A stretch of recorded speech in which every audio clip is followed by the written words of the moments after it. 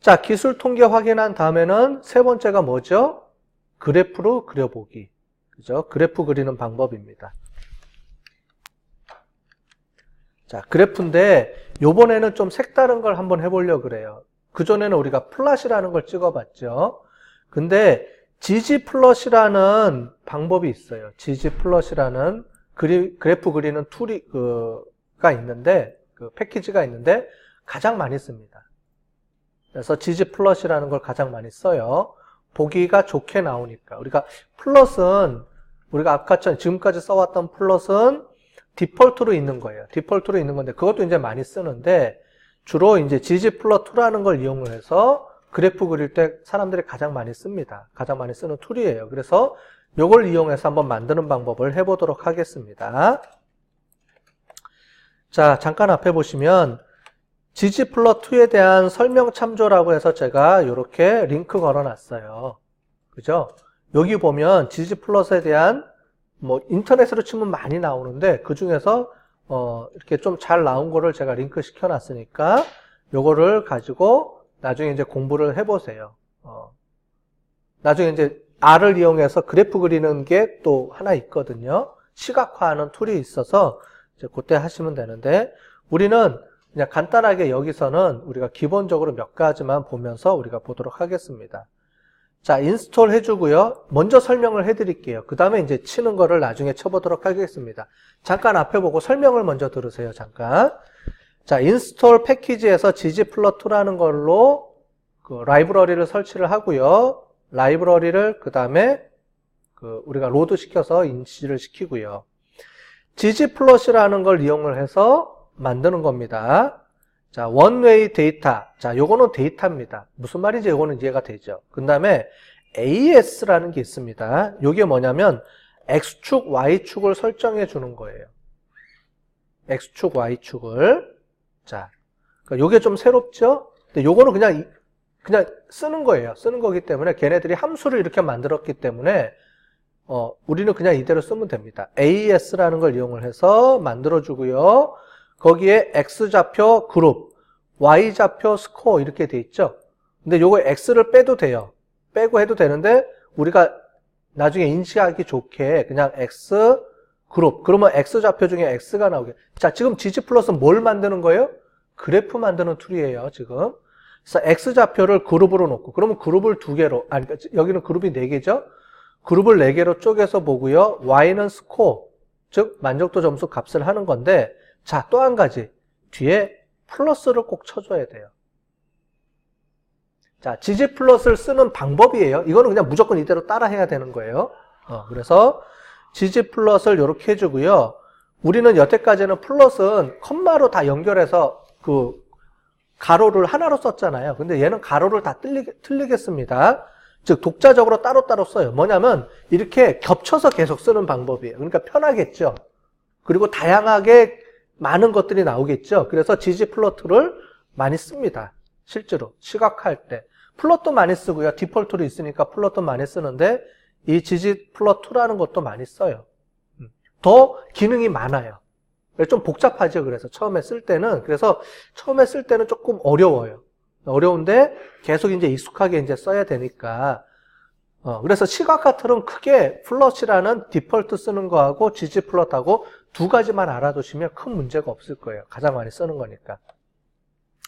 자, 여기서 해주고 이렇게 하나로 딱 돼 있는 겁니다. 요게 하나. 그 다음에 플러스를 이용해서 계속 위에다가 붙여서 쓰는 거예요. 이렇게. 자, 그런데 두 번째 이제 여기 GEOM하고 언더바하고 요게 중요합니다. 그 다음부터는 요게 박스 플롯을 쓸 거냐 아니면 히스토그램이냐 이제 요렇게 해서 나와요. 이게 밑에 보면. 자, 밑에 보면은 GEOM에서 뭐라고 나와요? 히스토그램으로 나오죠. 그러니까 얘가 박스 플롯으로 쓸 때 히스토그램으로 쓸 때 이제 요거를 이제 바꿔가면서 이제 쓰는 겁니다. 처음에 우리가 박스 플롯으로 그려볼게요. 그리고 아웃라이어가 있으면 컬러를 레드로 찍어달라. 요런 기능이 있네요. 그죠? 그러니까 좀 더 기능이 많이 업그레이드 돼 있죠. 그래서 박스 플롯으로 찍어주는데 우리가 기본 거는 이렇게 색깔을 주고 할 수가 없기 때문에 그냥 찍어줬는데 여기는 빨간색으로 표시까지 해주라고 하네요. 그러니까 이렇게 보니까 훨씬 더 기능이 더 많으니까 사람들이 많이 쓰겠죠. 자, 이렇게 해주고 또 뭘 해줘요? 플러스. 계속 연결해 주는 겁니다. 하나씩 하나씩 해주면서. 자, 요거는 타이틀이고요. 뭔지 알죠? 여기는 테마. 색깔이라든가 아니면 스타일 이런 걸 지정을 해주는 겁니다. 자, 그 다음에 요것도 다크블루 사이즈 20. 요거를 가지고 이제 쳐주는 거예요. 자, 요거는 그냥 쳐주면 됩니다. 테마하는 방법이니까 해주면 되고, 그 밑에다가 또 지지 플러스를 또 똑같이 해주죠. 근데 얘는 히스토그램을 찍어주는 거죠. 히스토그램을 찍어주는데, X축을 스코어로 뒀습니다. 자, 이렇게, 요런 방법도 씁니다. 요런 방법으로 해서 그룹을 나눠주는 게 아니고, 그룹을 얘는 특이하게 나눠줬어요. 그러니까, 이 방법하고 이 방법이 또 틀립니다. 그래서 제가 이 두 가지를 다 이제 우리가 실습해 보는 거예요. 자, 여기는 X를 그룹으로 나눠준 거예요. 그 다음에 얘는 X축을 스코어로 두고, 히스토그램을. 그 다음에 밴드위드는 뭔지 알죠? 그, 네모 박스를 몇 개를 둘 거냐. 그래서 옛날에, 플롯에서는 얘를 빈이라고 했죠. 빈 개수. 근데 얘는 빈 위드라는 걸로 해서 10개로 두겠다. 또 플러스. 그 다음에 패시트 그리드라는 걸 이용해서 그룹별로 얘는 쪼개줄 수가 있습니다. 이렇게. 그러니까 이런 방법을 쓸 수 있어요. 위에 박스 플롯은 여기서 X를 그룹으로 쪼개주는 거고 뭐 이런 방법들이 있어요. 그 다음에 똑같이 이렇게 해줍니다. 한번 찍어볼게요. 눈으로 봐야지 알 수가 있죠. 자, 그런데 우리는 이쪽이 이제 많이 있어야 되니까 제가 좀 줄일게요. 줄여서 인스톨 먼저 해주고요.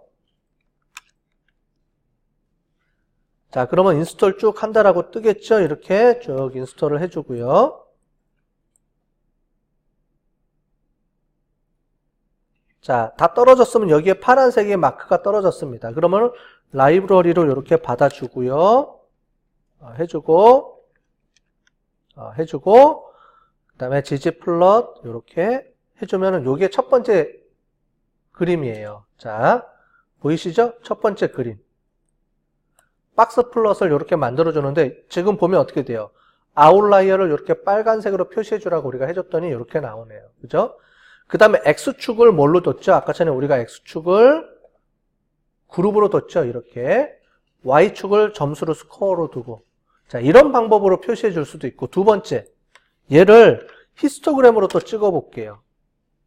그랬더니 어떻게 나왔어요? 이렇게. 얘는 그룹을 아까 전에 봤더니 패스트라는 걸 이용해서 썼더니 자, 이렇게 그룹으로 따로따로 만들어줬네요. 자, 앞에 썼던 이런 방법으로도 쓸 수가 있고, 박스 플롯을 쓸 때, 그 다음에 히스토그램을 가지고 각각의 그룹별로 히스토그램을 이렇게 쪼개서 한 거 쓸 수가 있죠. 우리 플롯에서는 어떻게 썼어요? 플롯에서는 얘를 세팅을 해줬죠. 얘를 엠플로어라든가 그 다음에 파 이런 걸로 해가지고 쪼개서 썼죠. 일일이 하나씩. 그런데 ggplot은 그렇게 옵션을 안 주고 간단하게 이런 걸 통해 가지고 자동으로 이렇게 구분해 줄 수 있게 그룹별로 나눠서 이렇게 하니까 훨씬 더 편하게 쓸 수 있어요. 처음에 이제 쓰는 게 좀 어렵고 용어들이 조금 복잡해서 그렇지 그 다음에 익숙해지면 우리가 옛날에 처음에 그러니까 T테스트에서 썼던 그런 방법들보다 좀 더 쉽게 쓸 수도 있죠. 자, 이거를 가지고 해볼 테니까 한번 실습해 봅시다. 자, 다 쳤죠? 그죠? 다 쳤죠?